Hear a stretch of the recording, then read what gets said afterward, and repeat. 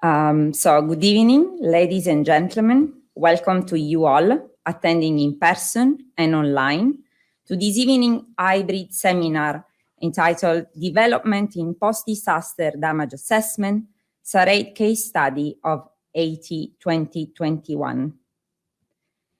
It is my pleasure to chair this evening seminar, especially as the topic of the talk is particularly close to my personal interests and to my recent acquired position of chair of the Earthquake Engineering Field Investigation Team, for which I thank the past chairs for their support and my academic supervisor.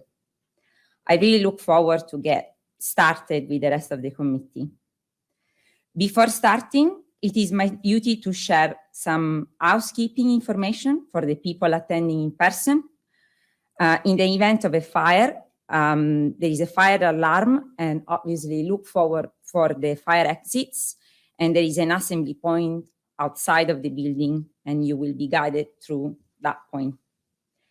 A quick reminder about the upcoming events.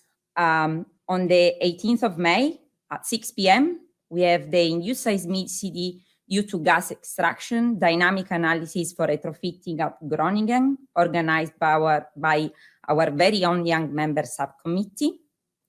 On the 1st of June, there is a design of steel and composite buildings against progressive collapse. An half-day workshop at ISTRAC T is free, but registration is required. And finally, on the 8th of June, the 17th Mallet Milner lecture from Professor Julian Boomer, entitled Earthquake Hazard and Risk Analysis for Natural and Induced Seismicity Towards Objective Assessments in the Face of Uncertainty. Very interesting events lined up. So for more information, please check out our website, but also our social media platforms.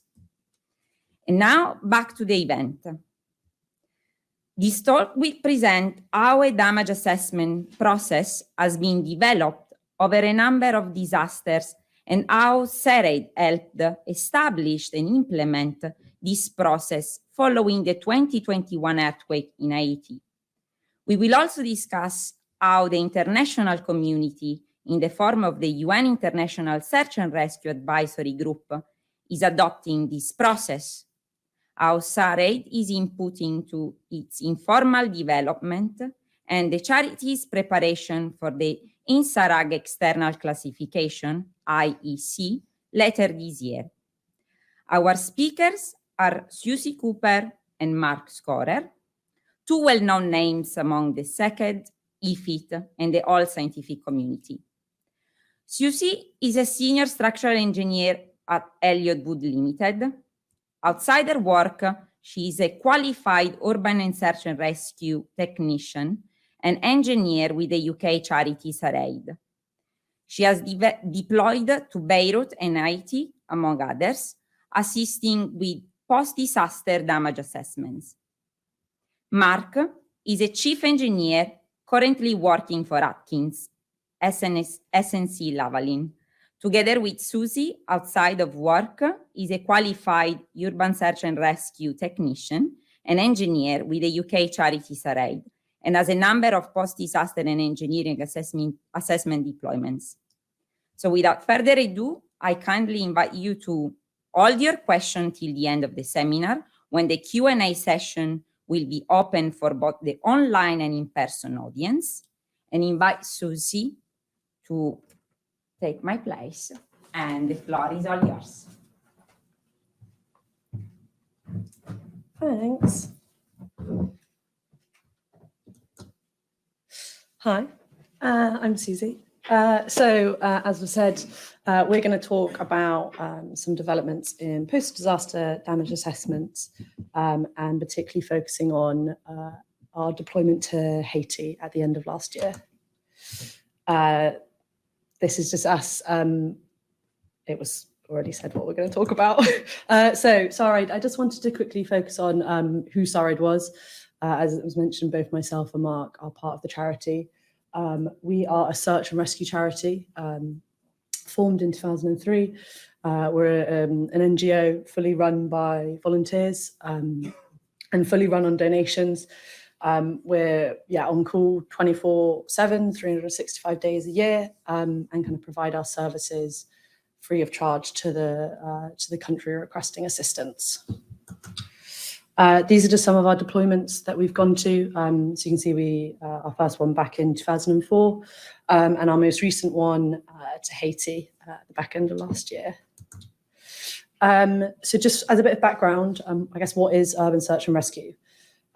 It basically is involved with when you have collapsed buildings, often after natural disasters such as an earthquake.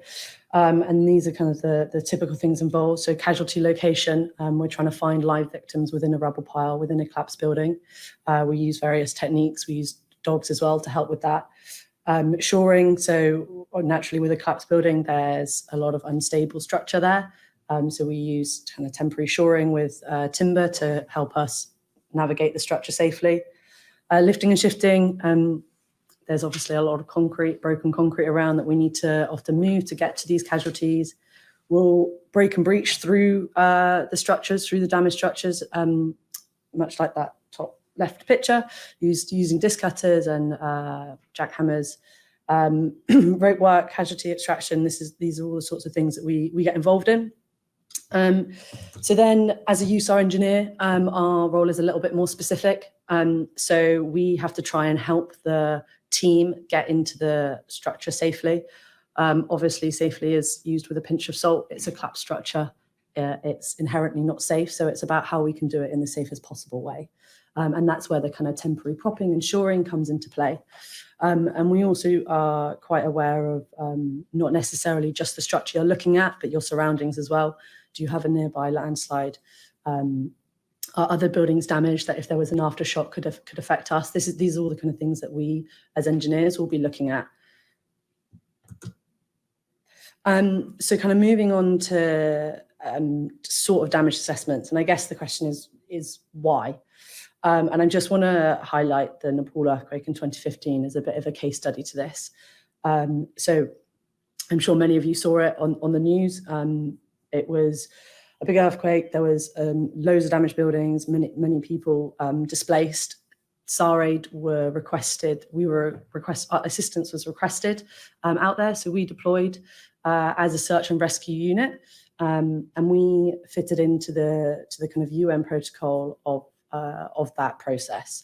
So we worked with other search and rescue teams that had also been asked to go out there, and fulfilled our role of searching through damaged buildings for any live survivors. But then what happens after that? You've got these teams in country that have engineers on their teams. You know, we're a search and rescue team, and we've got multiple engineers on our team. And then you've got all these collapsed buildings that are still there. You've got all these displaced people. You've got damaged buildings, not just collapsed buildings, sorry. And so really there's an aim to get all the displaced people back into any structures that are safe. And in Nepal, that process started to happen. So my colleague Josh, who was in the audience, stayed behind in Nepal. So the rest of the search and rescue team went home, and our engineer stayed behind. And there was a process of what does this now look like? So in Nepal, it was fairly disjointed. Many of the different regions were using different damage assessment processes. You can see here some of the kind of temporary propping that was left behind and done, by the owners of these buildings, and still many displaced people. So this kind of led to a process called Beyond the Rubble, and it was trying to join up the search and rescue teams with these skills with the damage assessment process that is kind of runs immediately after the search and rescue process.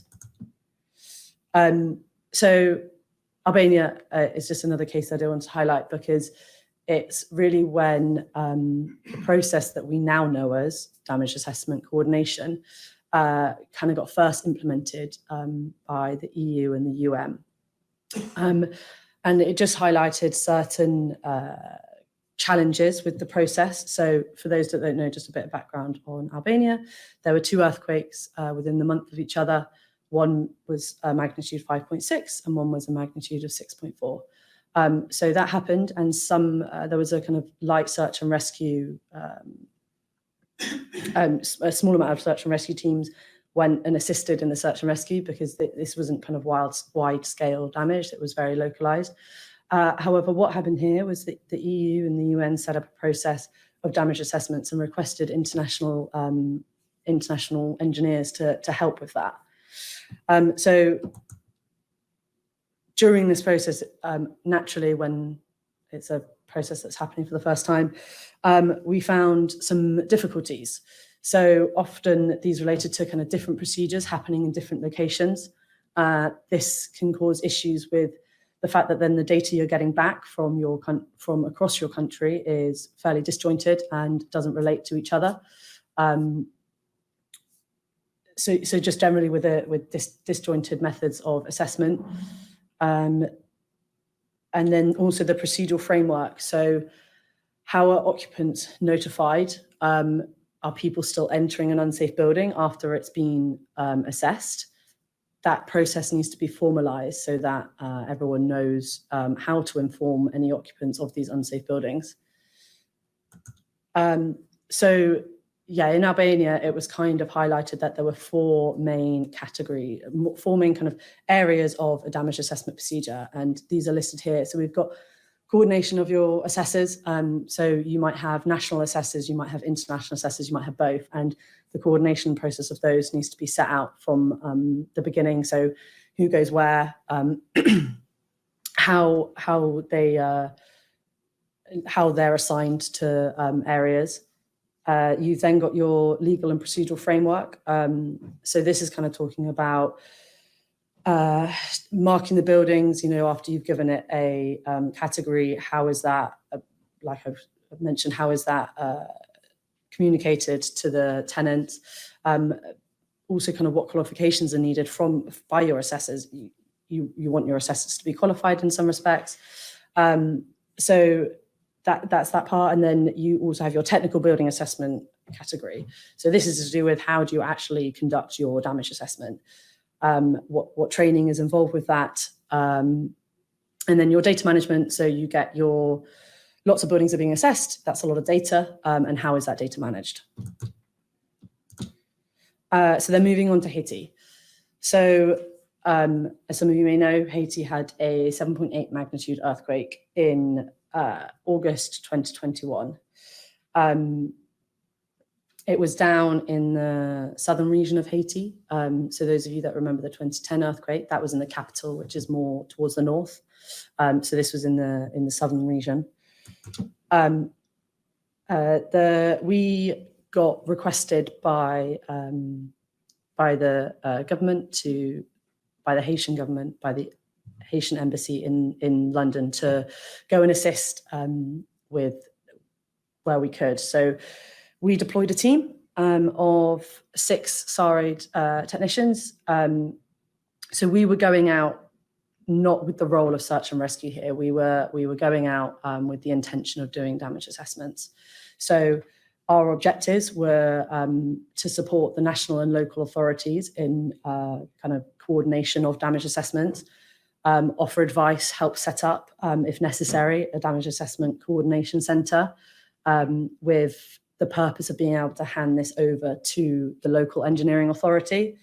And then also provide a platform of support for the local authorities to continue a coordinated damage assessment process into the medium and long term.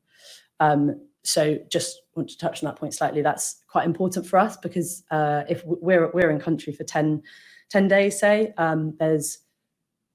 we can do damage assessments in that time, but what's really important is that we hand that off to the local government and that process keeps happening and continues after we've gone.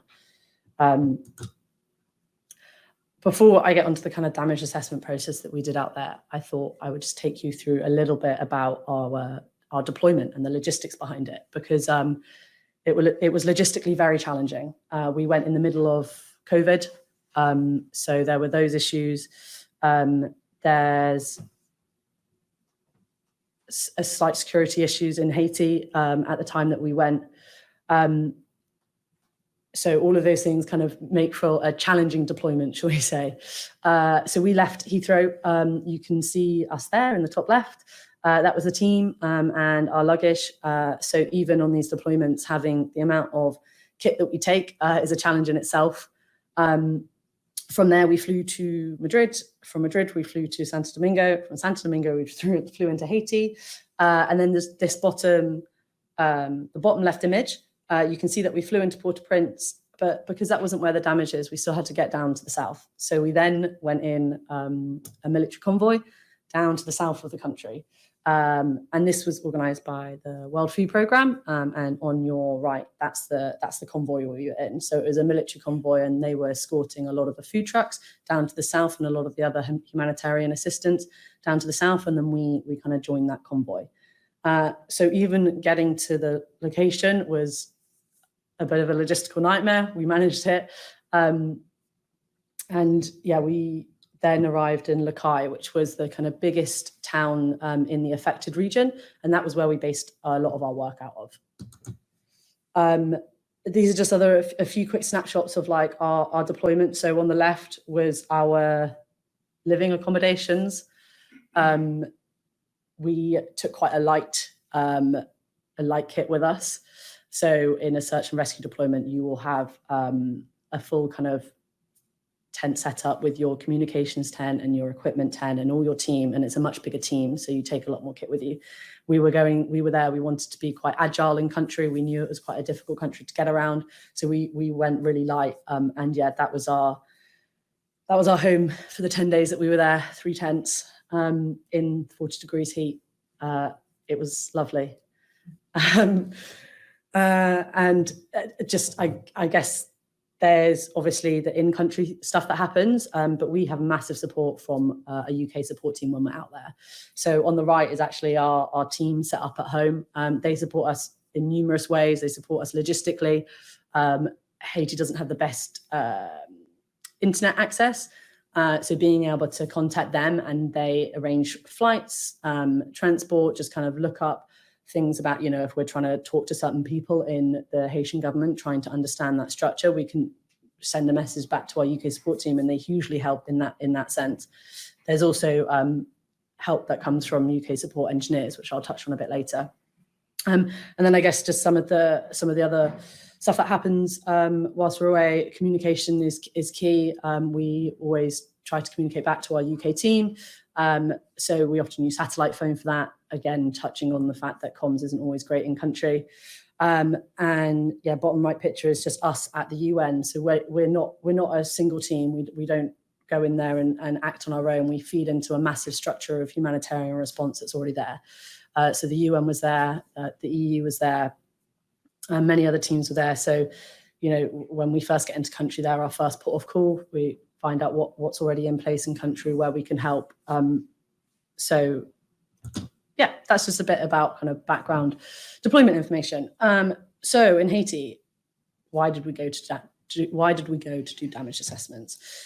Yes, there were collapsed buildings, but this is just a quick map about some of the scale of damaged houses. So these are houses that aren't collapsed, but they have visible damage to them. So a lot of those structures might actually be safe structures. It could be superficial damage, so we can get people back into those. Some of those structures will be structures that have structural damage, and if someone is living or using that building, we need to take them out. So this is the kind of scale of the damage that we're dealing with. So we established a Haitian-led damage assessment coordination center, and the Haitian-led is quite key here. So in previous deployments, we've, such as Albania, which I touched on, Beirut, I didn't touch on, but that's something else that we have done. It was using international engineers that set up a damage assessment coordination center and helped the local engineers with this process. This wasn't overly applicable in this situation because there weren't loads of international teams in country to assist. So what we did was worked with the local governments and set up a system that was completely Haitian-led. Yeah, so the aims of the Damage Assessment Coordination Center, there's two like hugely key aims, and it's to protect people from unsafe buildings and enabling reopen of critical buildings. So just touching on if a building is actually structurally sound and say it's a hospital, we can get that back in use, and that's a huge resource to that country. So that's, the two aims of this Damage Assessment Coordination Centre. And then as you can see here, the centre was split down into 4 categories, which I've touched on earlier: your coordination of assessors, your legal framework, the technical building assessment, and data management. So because we had done this process before, we were able to draw on our experiences to know that these components are really critical, and we worked through these components with the Haitian government to set up a procedure that we knew would be efficient. Lots of meetings. A lot of our time was working with, as I said, working with the local government, but to set up these procedures that worked for them. Every country is different, and Haiti had some great resources and brilliant engineers. So it's about pulling on the resources that they had and making a system that worked for them.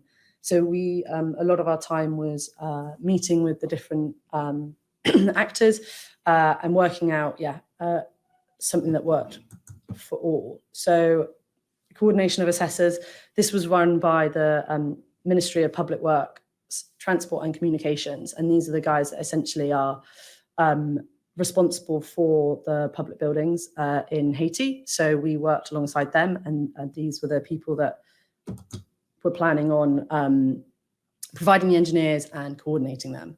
And I guess just the process that is involved in that is you need to collate the needs and prioritize your building. So we suggested that the critical buildings were done first, so your hospitals, your schools, your hurricane shelters, get those assessed first, and then we move on to the kind of residential properties. Collate your list of assessors. There were engineers coming from, they were all national engineers, but they were coming from a few different areas. So just figuring out who is available, when they are available, and where they are. And then, form teams and assign a team to a sector. So we chose to stick with the commune sectors that were already in place in country, because then it was really applicable to the people that live there and work there, because they know what those sectors already are. So the procedural and legal framework in Haiti, they had a form already. So we really wanted to use that, and it was a great resource to already have. We drew on that, and we gave a bit of advice, and we added some guidance from various other kind of forms from across the industry.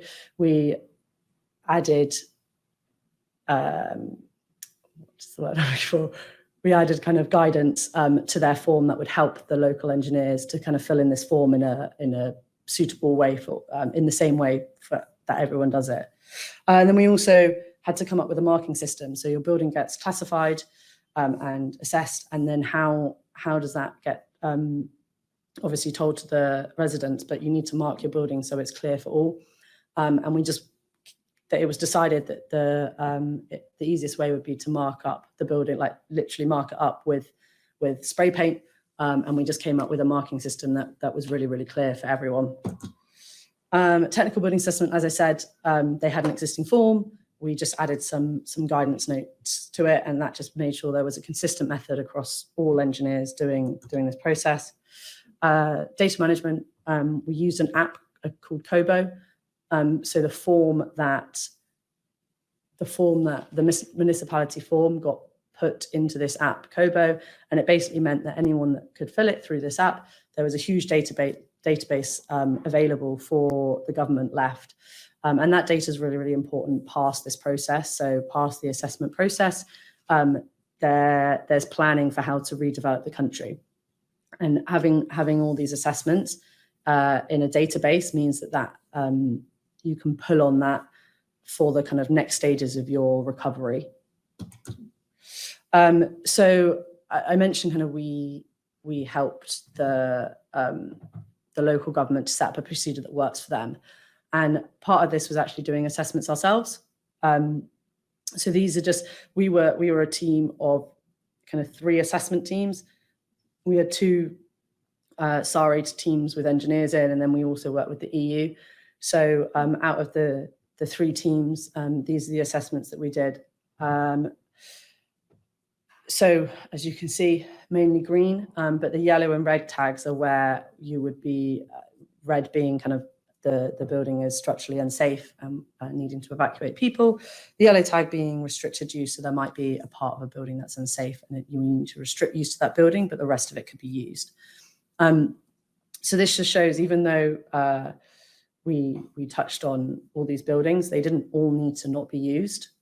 You can get displaced people back in and using some of these buildings. And then, yeah, just some of the stuff we saw, really. So damage-wise, you can see quite localized damage, which is some of the images here. To the left, you know, that the building surrounding that staircase was fine, but the staircase clearly hadn't had any foundations and had sunk in the with the shaking of the ground. That doesn't make the building unusable, but obviously it is damage to the building. And then, yes, towards the right is just some of the localized damage that we saw. The one on the very right is obviously very precarious, and hence you wouldn't want anyone using that area at all. And then it went all the way up to kind of full building collapse, which we've got here. We saw sides of buildings that had unfortunately collapsed. The one on the right is obviously quite interesting. There's not necessarily any structural damage there. However, that statue is looking rather precarious, and if that fell, that is a really big problem to anyone using that area. And then I just wanted to kind of touch on this bit of a case study that we did. We came across this hospital and it had about 50 patients outside being treated in tents. There were operations happening outside in tents in 40 degrees heat. And we did a preliminary assessment. So this is a rapid assessment. And it indicated that it was structurally safe to reoccupy. So this is really why we do what we do in damage assessments, because all those people that are not using the facilities of the hospital can move back into the hospital and get better care for their patients. And then just a few outputs from our deployment. So we gave a workshop to the local engineers, just about how some guidance to them about how to complete these damage assessments. And then we also produced a report, well, two reports, one about the Damage Assessment Coordination Center and kind of detailed a lot of the points that I've talked about, and gave that to the local government in Haiti. And then we also produced a report that just summarized our findings from the structural assessments that we did.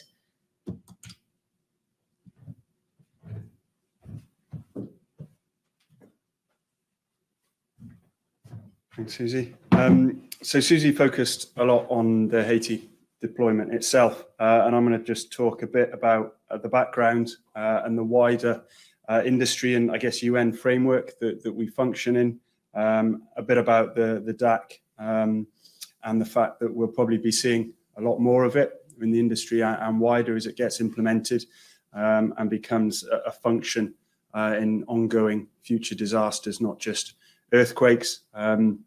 A few interesting and exciting developments from SARAID charity point of view is again the external classification, the formal UN recognition of the skills that the team has been working hard and implementing over the past 20 odd years, but now getting formal classification, a bit like chartership, if you like, but for a search and rescue team, and then how you could potentially get involved. So Interac, the International Search and Rescue Advisory Group, is the governing body, if you like, for the teams around the world that respond in such disasters. It was set up following the major earthquakes in 85 and 88 in Mexico and Armenia, and some of the things that didn't go so well, shall we say, during those earthquakes. And the specialized teams came together in 91 to put things in place to make sure that we learned the lessons from that and developed a better response. More than 90 countries Not everyone buys into it fully, should we say. There are still certain people that turn up and do their own thing, but on the whole, people do recognise it, and the guidelines that are put in place are there for the better and do help things to run more smoothly. Focus is on urban search and rescue related issues, and as I said, the methodology for not just the coordination, but also the search and rescue techniques are there written down and can be trained and practiced. And this is what SARAID adhere to and have been doing on their deployments. Two exciting areas where SARAID are engaged this year. One is part of the flexible working group, and in particular the sub-working group on the DAC that's now been set up following the 3 recent events where the DAC has effectively been rolled out, first in Albania, then in Beirut, and then most recently in Haiti. And then the second is the classification that we're working towards. So the Flexible Response Working Group was set up by the UN Interac a couple of years ago with the recognition that the humanitarian landscape is getting ever more complex, be that through climate change, the pandemic, conflicts, and the challenge to stay relevant. Big, heavy urban search and rescue teams have a lot of skills, a lot of equipment, but sometimes it takes time to get in country, and sometimes they disappear before their skill set could be utilised. And so the challenge is to remain flexible, effective, and come up with new ways of assisting and responding when you've got these highly trained, specialised teams.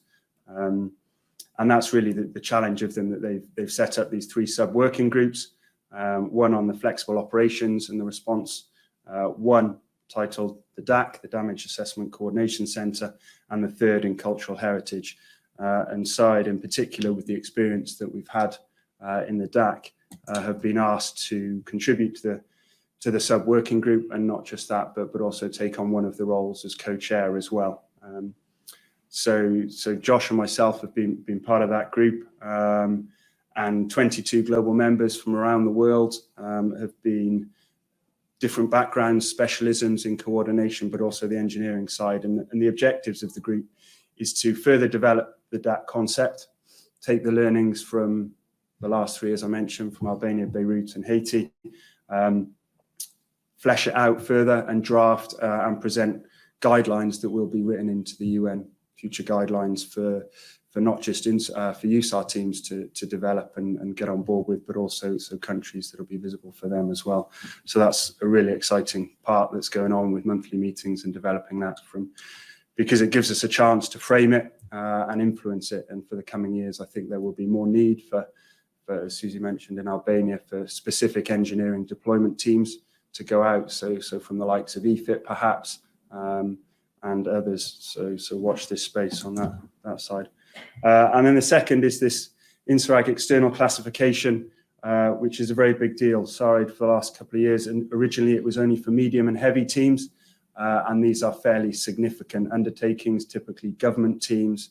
We're talking 80 plus rescue members often with perhaps their own planes, trucks, automobiles, a bit like, who knows, but it's difficult to get in country sometimes. And so there was a recognition that there was potentially a gap in the market as such, and that light teams would be of benefit, that are more agile, could potentially get in country, do some advanced assessments, and also respond with search and rescue. So we've put forward our portfolio of evidence, as I mentioned, a bit like a chartership, demonstrating our training, our capabilities, the team, how we work. And the gist of it is to enable, if you like, a standardized way of working that's been assessed and approved by the UN, and so countries can accept and more readily and more easily teams that can respond, as opposed to those who perhaps are going further regions.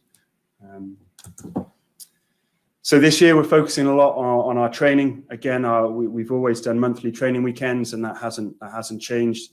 So for one weekend a month, you'll find the SARAID team bedding down either in a nuclear bunker somewhere around the Bristol Bath area, or at a training facility where the Fire Service College kindly let us use their facilities, going through a range of skill sets training in sort of setting up base of operations, breaking and breaching, rope work, cribbing and shoring, our engineering assessments. You can see at the bottom just some of the kit being laid out, which is a logistical challenge in ourselves, just to keep track of it and make sure everything works. Some cleaning of tools. Everybody likes to get tools dirty, but then there's actually the task of cleaning them after and putting them back together so they work next time. And the fundraising, as Suzie mentioned, it's a complete volunteer organisation, and we fundraise for everything to keep the charity going. We've got a 3-peak challenge, which I believe Suzie's doing early July this year, and in part it's in memory to show that the SARAID is not just a charity; it's more of a family.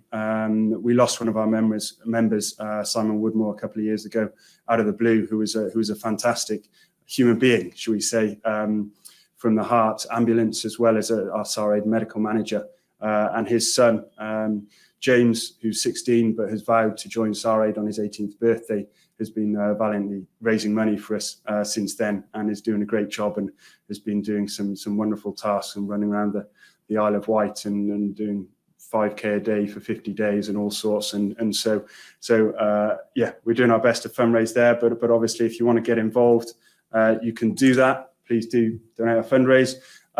If anyone happens to have a crane in their back garden, I thought I'd raise it for our IEC classification later this year.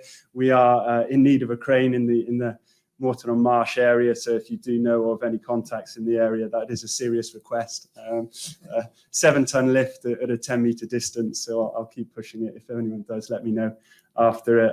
Or if you are interested in joining the team, there's not probably an intake in the next immediate couple of months because the focus is on IEC, but we're always looking for new recruits, both as technicians or as engineers. And I'll give you a quick summary of the engineering roles that we have now within the team, tailored towards what people can give in terms of their time, because we appreciate that it is a big time commitment and people have busy lives. So as a full USAR engineer, the likes of Josh, Suzie and myself, you're a glutton for punishment. You're in for everything as a technician, getting into buildings, breaking and breaching. You do the full training that every USAR technician does, in addition to the main engineering focus, which is to assess the damaged buildings in the first instance and devise the least dangerous way to get in and out. You might oversee the propping and shoring as well.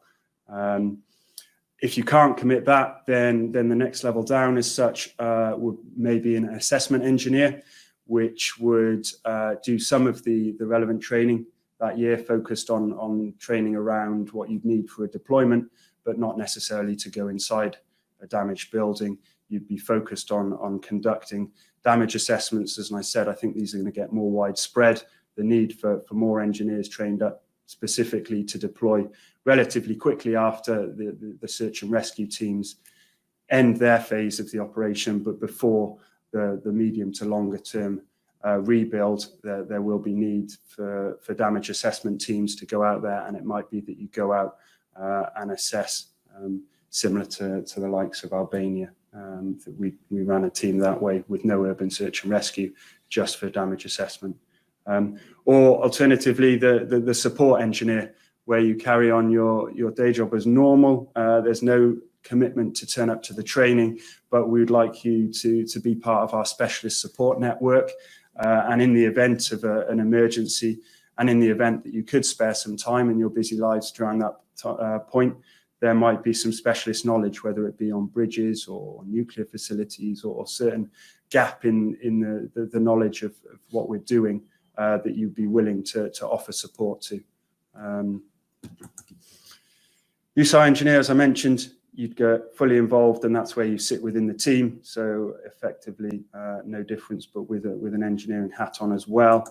The assessment engineer, to say, focus on the damage levels, the habitability, technical guidance, knowledge share, and then the support engineers. And as Suzie touched on earlier, there is for every deployment SARAID has, we now have enough good people and engineers to develop not just part of the UK deployment support team, but an engineering support team, which can be vital, especially when the internet doesn't work so well in country, or when there's a time difference, you can have almost 24-hour working. So in Haiti, I was leading the UK support team, but there was a number of other engineers, in particular Philip Kidazaz, who can't be here tonight, but was a fantastic help.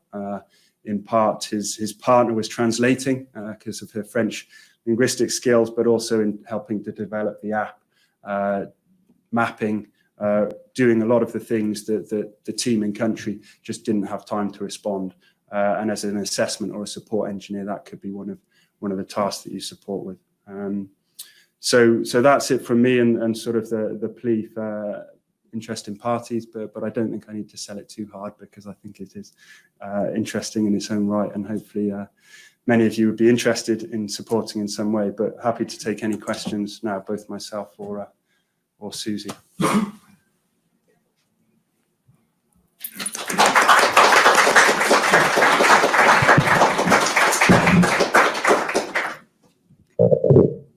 Thank you very much, Mark and Suzie, for the incredible presentation. We've got some questions online, and I'd be happy giving the microphone to someone. Thanks. If there are any questions.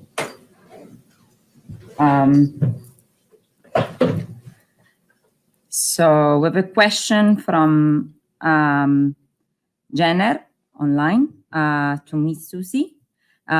What are some quick bases, some test perform and quick data interpretation made to identify if the building is still safe to occupy or unsafe to occupy after an earthquake? Is this on? Yeah. Okay, cool. So the level of assessment that we do when we go out there, we class it as a rapid assessment.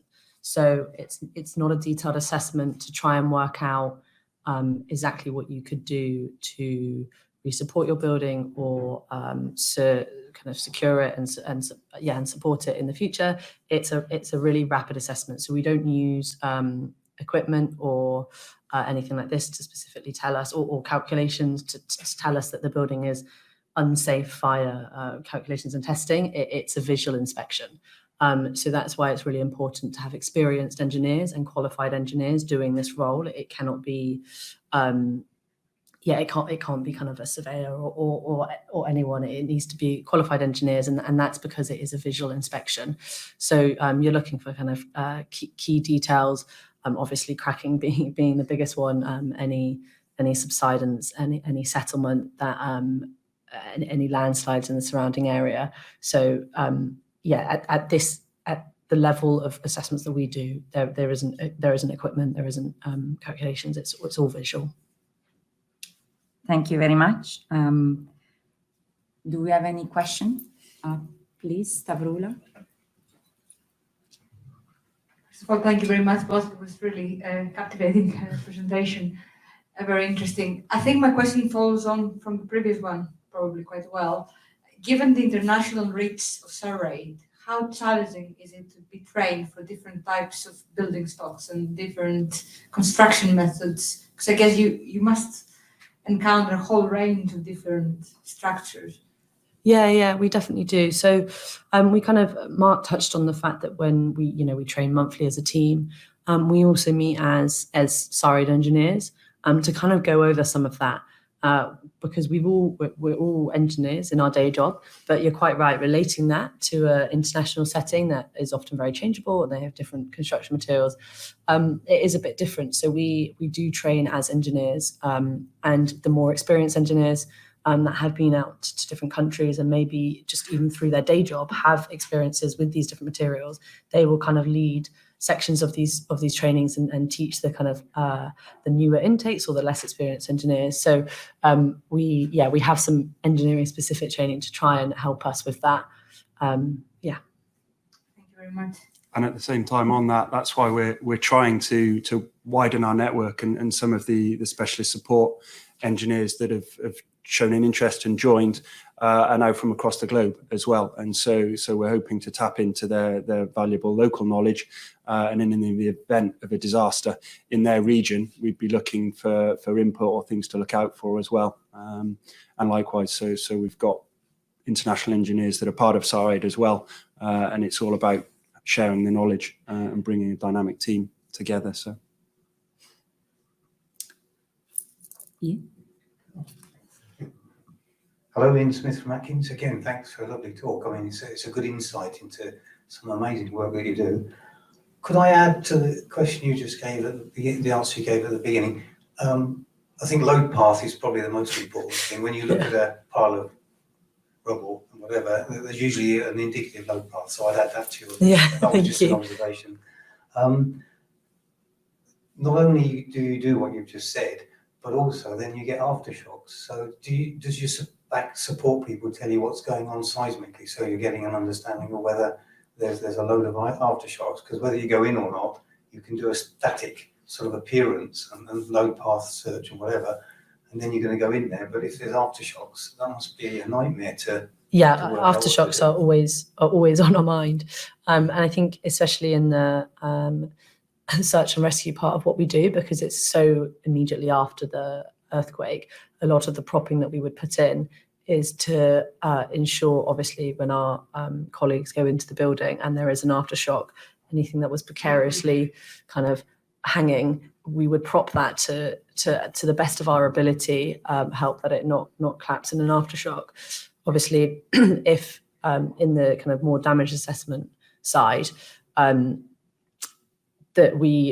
if you don't need to assess the building internally, if you can tell it is, structurally completely unsound from the outside, the advice is don't go in. So we always start our assessments with a kind of 360 external assessment, because if we can find out what we need to find out from that, that's keeping the assessor the safest they can be. But yeah, aftershocks are a huge thing in what we do. The UK support will always track them, but you often feel it before they maybe know about it. Thank you very much. Can I just add something else? Years ago, I went to Tanzania to look at 140 bridges on the Tanzan highway, and you didn't have communications or anything. You could send a telex one day and you go to another place to stay and get a reply the following day. But I wasn't allowed to leave the country until I'd reported on all the collapsing bridges, and there were 32 of those, so a very large proportion that either collapsed or were in imminent state of collapse. But I had a deadline, so when you're leaving a country, do you get that 11th hour problem that I wasn't allowed to leave till I'd written a report of all the ones that in imminent state of collapse because there were liabilities, but I couldn't be there, and so we had a lot of flights leaving on different days, and I had to work out where I could get to in time to leave. So leaving the place must be heartbreaking, both emotionally and also how do you coordinate the practicalities of leaving with all your kit with the need for something that in front of your eyes is so urgent? Yeah, hugely. I'm going to kind of split that into two, of the logistical side of it and the kind of, as you say, I found leaving Haiti really hard because there was so much to do, and you're desperate to stay and help. But that's why I mentioned it right at the beginning. What is really, really key to what we do is any assessment process that we set up needs to be either transferable to the local government, or in the case that we did with Haiti, it was their process that we just assisted them to set up. So yes, we were leaving, but we knew that process was set up and was going to carry on going. We were just assisting them with it. We were quite fortunate in Haiti that we worked with the Swiss team. So the Switzerland government team was also out there, and we worked really, really closely with them. And they happened to be around for a few days after we were. So they kind of continued providing that assistance, and it was almost a bit of a helping hand as we were departing the country. And they also held some training with the local engineers. So yes, it's difficult leaving sometimes in a way, but the best you can do is make sure that you are leaving a process that you're confident that the local community can carry on. And we actually had, we left, and then 3 or so days later, we kind of got an email from them saying that they'd assessed 500 buildings with however many teams, and that's why you do it, because you've left and you've just gone, that wouldn't have happened, and that's brilliant. And they are, they're amazing people. They have these coordination structures. It's just giving that helping hand and advice from the experience that we've had. So brilliant that they could carry it on. And then I guess, yes, logistically, it is very challenging leaving a country. We have a lot of kit. We were really fortunate to be donated our flights for Haiti. So we had an end date because the flights that we got donated by Airlink. Yeah, Airlink, our logistics partner. We booked those before we went out. So we knew how much time we had. So it did mean that we could plan it slightly because we almost had an end date and we knew what we wanted to achieve. And we knew we needed to be at the airport with all of our kit at some point. Thank you very much. No worries.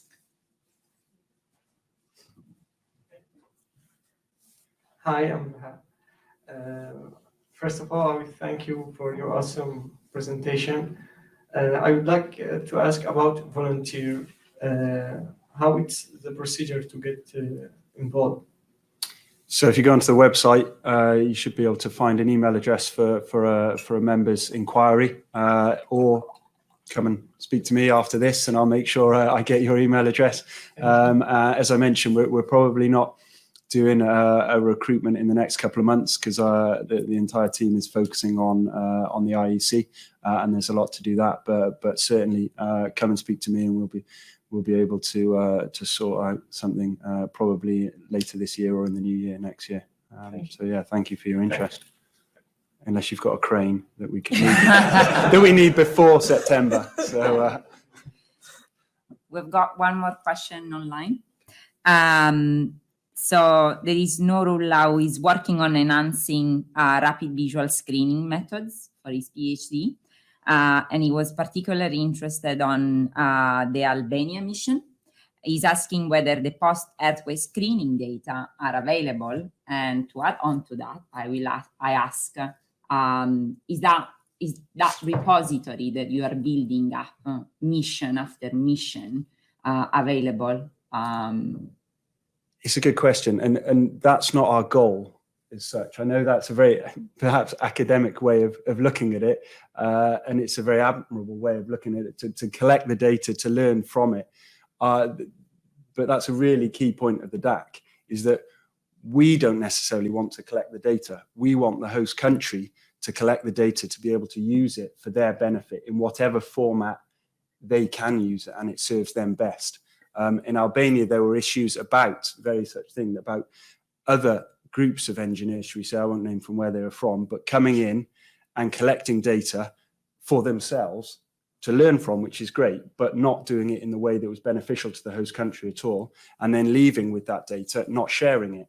And that was an extreme point. I'm not suggesting that be the case, but we set up the data management system, or we aim for them to set it up so that they retain the data, however that might be. It might be in paper copies of it that they were documenting or writing in the format that they need to, but we don't necessarily have a collection of all the data. We have a certain amount that we've collected for those buildings that we've reported on, some of which might be available.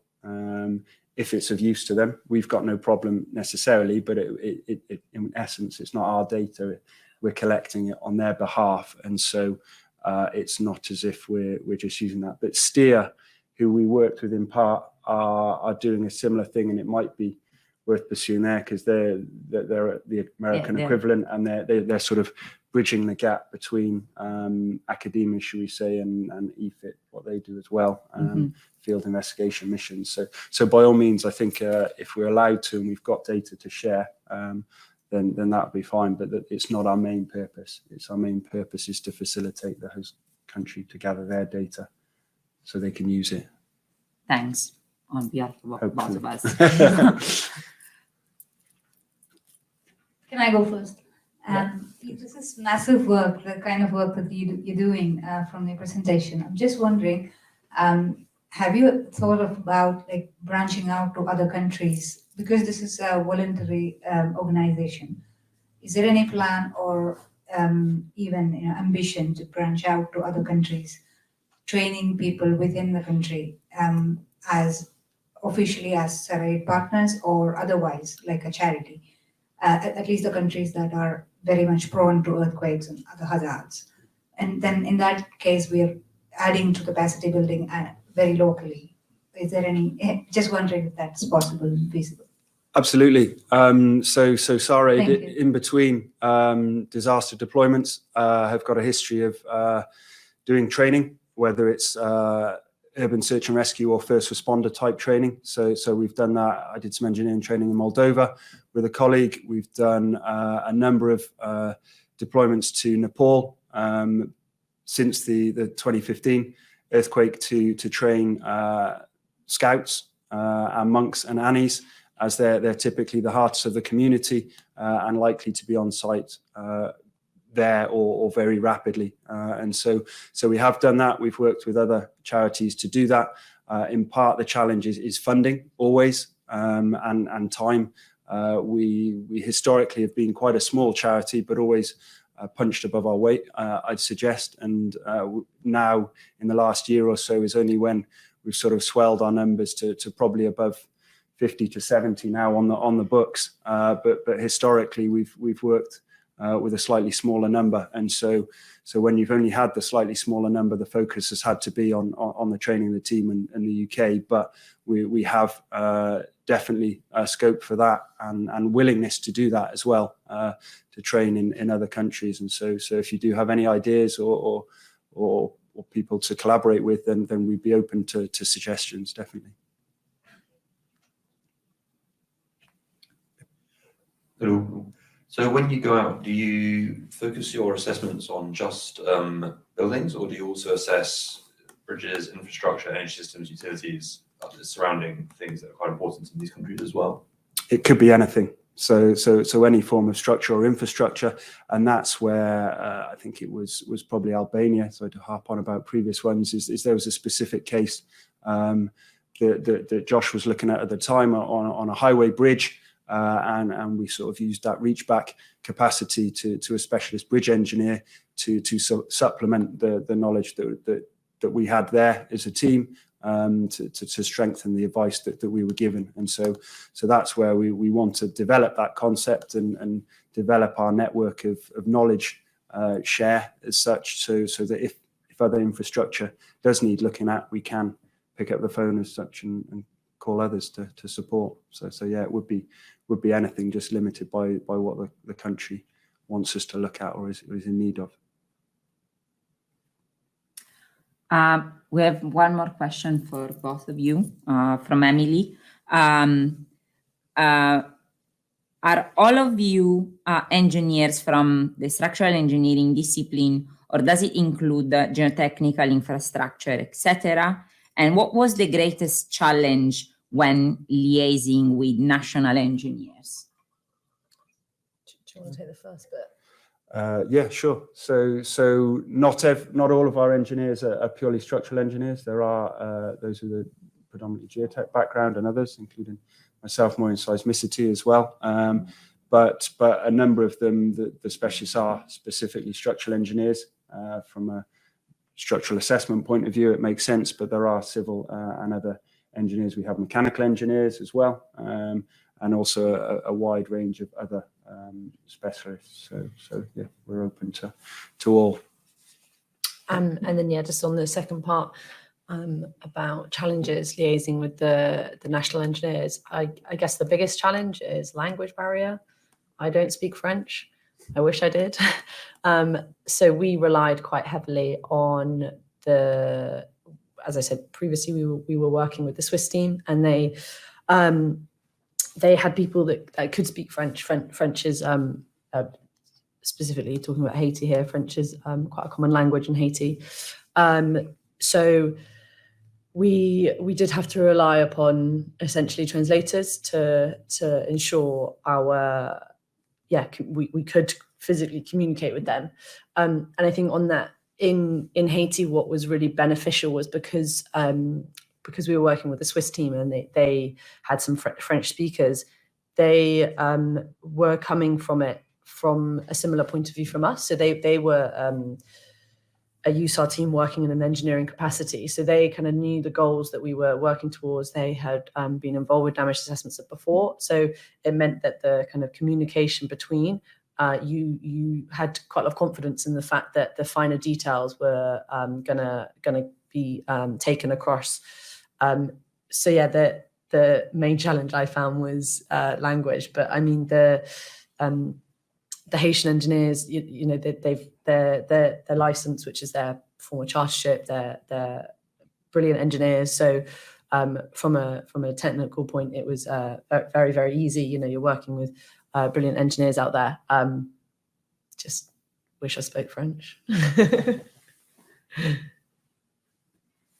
There are no further questions from the line, but Ian has got one more.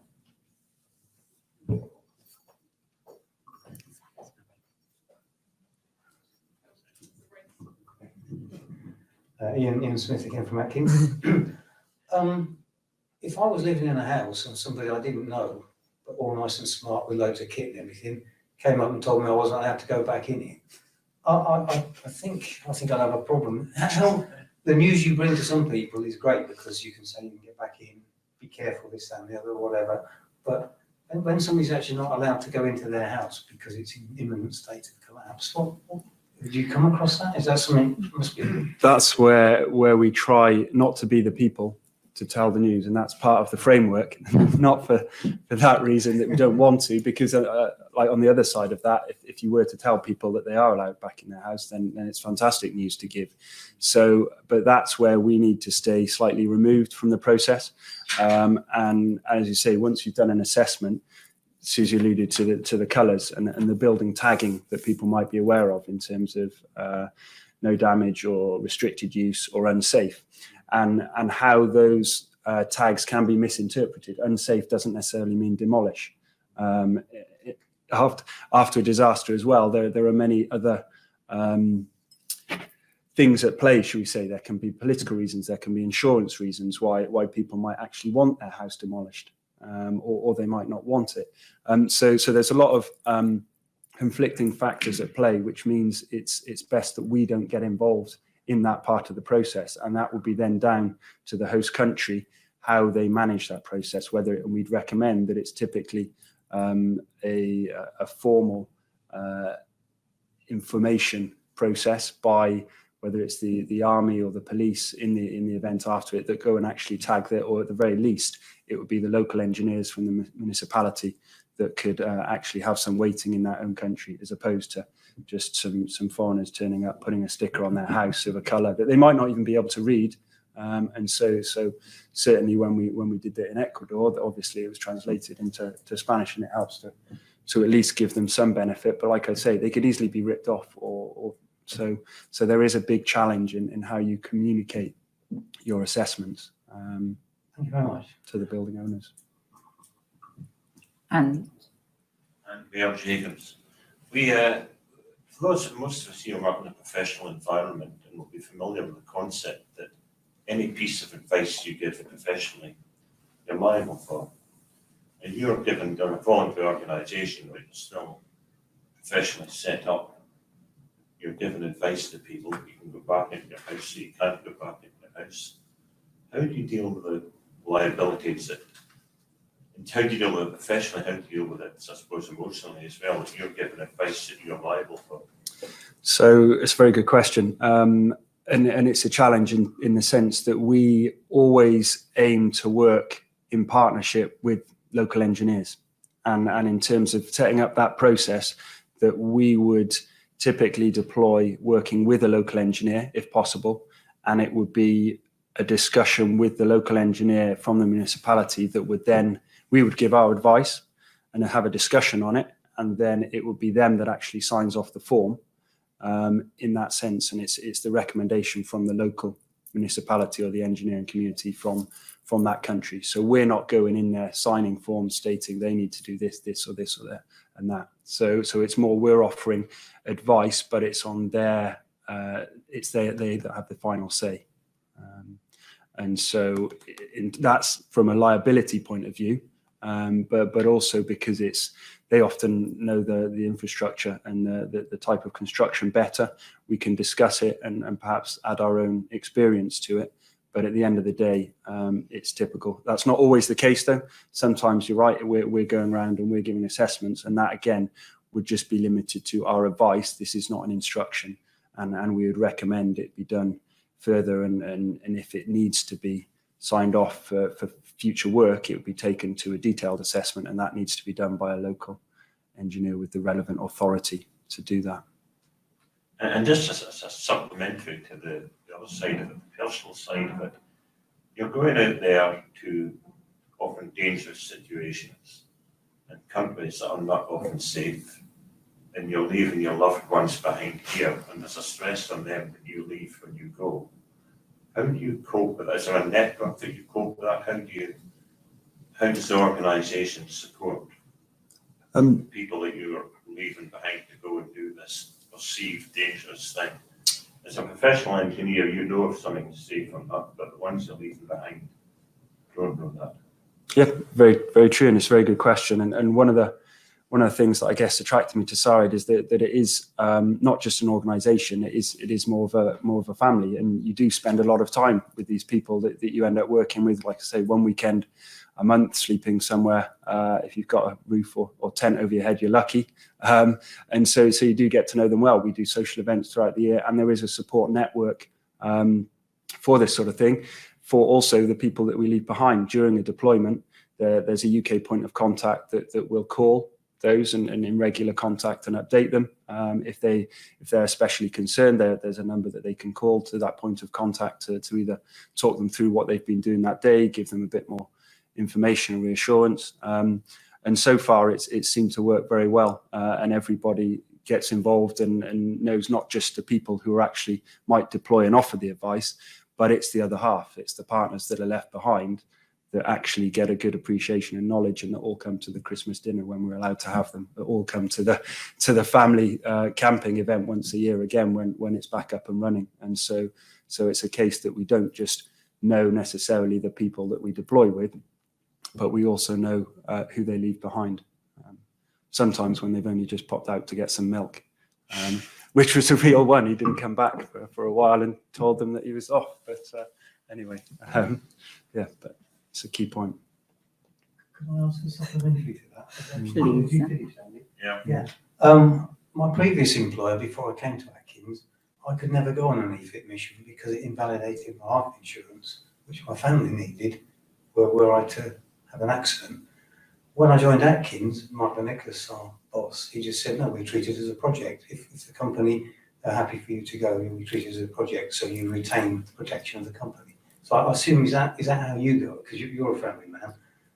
I don't, but I need to speak to him tomorrow. It's a very real. It is, but I guess in part we do this as part of our leave or the volunteer days. I know when I've taken a couple of volunteer days that I'm covered, but I assume if I'm on leave and doing it. But now you've got me worried, Ian. So I'll excuse me now. But no, I think they would, and legitimately, I think for other companies, there's generally hopefully that goodwill that you actually would be covered by it, but it probably needs a formal. Well, Mike said it was, because Okay. obviously I've That's good for me then. Not on an EFIT one, but Okay. he said the way the company would get around it is if they're happy for you to go on an Yeah. EFIT mission, once you've got that sanction, it will be then run as a project which retains all their employment. Okay. So it's probably something And to think about. definitely. Thank you. No further question? Seems not. So I have the pleasure to thank you guys for the incredible presentation on behalf of the audience here and online. So many people will contact you to join from all over the world. Probably they've got a crane in their garden. Yeah, So that's what I need. the message has come to us very clear. And thanks again. And you'll probably see surely we'll see the recording online very soon. So keep an eye on our social media platforms. Thanks a lot and have a nice rest of the evening. Thank you. Thank you.